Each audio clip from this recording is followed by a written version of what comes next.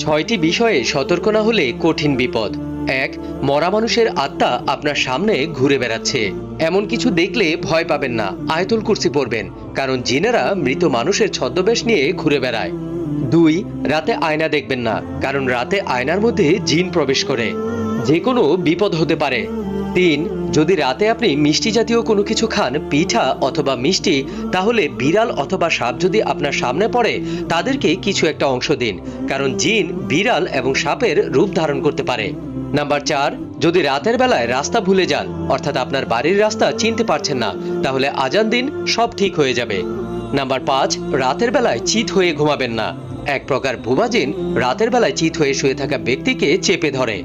৬ number, রাতের বেলা একা একা কোথাও বের হবেন না, কারণ একা থাকলে রাস্তায় বা আপনার সাথে থাকা জিন আপনার অনেক বড় ক্ষতি করতে পারে। ভিডিওটি অনেক শেয়ার করুন যেন অন্যদের কাজে লাগে।